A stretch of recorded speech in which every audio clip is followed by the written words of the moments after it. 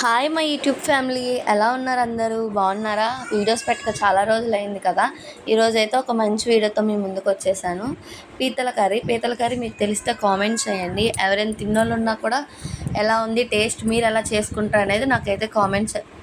Next ఏ video కావాలో comment చేయండి. మంచి గ్రేవీ తోటి అండ్ టేస్టీగా రెసిపీ కావాలంటే వీడియో అనేది ఫుల్గా చూసేయండి. మీకు వీడియోలో అనేది ప్రాసెస్ నేను చెప్తాను, ఎలా చేసుకోవాలి ఏంటి అనేది. ఇప్పుడైతే మనం వీడియోలోకి వెళ్ళిపోదాం. ఫస్ట్ అయితే కళాయి పెట్టుకొని ఆయిల్ హీట్ అయిన తర్వాత మనం ముందుగా గ్రైండ్ చేసుకున్న ఆనియన్ అండ్ టమాటో పేస్ట్ని బాగా అందులోని ఆయిల్లో వేసుకొని బాగా ఫ్రై చేసుకోవాలి. ఆయిల్లోని మనం ఎంత బాగా ఫ్రై చేసుకుంటే టేస్ట్ అనేది అంత బాగుంటుంది. ఫ్రై చేసే దాంట్లోనే ఉంటుంది కర్రీ టేస్ట్ అంతా. బాగా ఫ్రై చేసుకున్న తర్వాత అందులోని కొంచెం పసుపు, ఉప్పు, అల్లం వెల్లిపాయ పేస్ట్ వేసి బాగా ఫ్రై చేయాలి. ఎంత ఫ్రై చేస్తారో మీ ఇష్టం అనేది. సిమ్లో పెట్టుకొని ఫ్రై చేసుకోవాలి.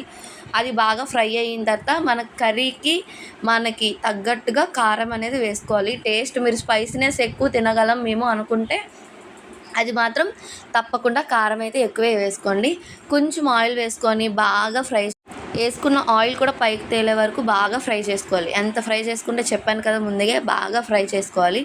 బాగా ఫ్రై చేసుకున్న దాంట్లో బాగా వాష్ చేసి పెట్టుకున్న పీతలు నేనైతే 2-3-4 టైమ్స్ అయినా వాష్ చేస్తాను. మీరు కూడా బాగా వాష్ చేసుకోండి, స్మెల్ రాకుండా. వాష్ చేసుకున్న తర్వాత పీతలు అనేది కర్రీలోకి వేసి 1 మినిట్, ఓన్లీ 1 మినిట్ మాత్రమే ఉంచి బాగా ఫ్రై చేయండి. మళ్ళీ 1 మినిట్ ఉంచిన తర్వాత బాగా ఎంత వీలైతే అంత బాగా కలపండి. బాగా కలుపుకున్న తర్వాత మీరు గ్రేవీ ఎంత కావాలి అనుకుంటున్నారు అనేది గ్లాస్ వాటర్ అయితే గ్లాసు, లేదంటే గ్లాస్కి ఇంకో సగం వాటర్ అలా వేసుకోవచ్చు. నేనైతే గ్లాస్ అండ్ హాఫ్ వాటర్ వేసాను. సో గ్లాస్ వాటర్ వేసుకొని బాగా కలుపుకొని 5 మినిట్స్ అనేది హై ఫ్లేమ్లో పెట్టేసి ఉప్పు కూడా చూసుకొని బాగా మరగనించాను. మరిగిన తర్వాత మనకి ఒక పేస్ట్ అనేది ఉంటుంది, ఓన్గా ఇంట్లో చేసుకుంటాం కదా, హోమ్ మేడ్ అనే టైప్లోని.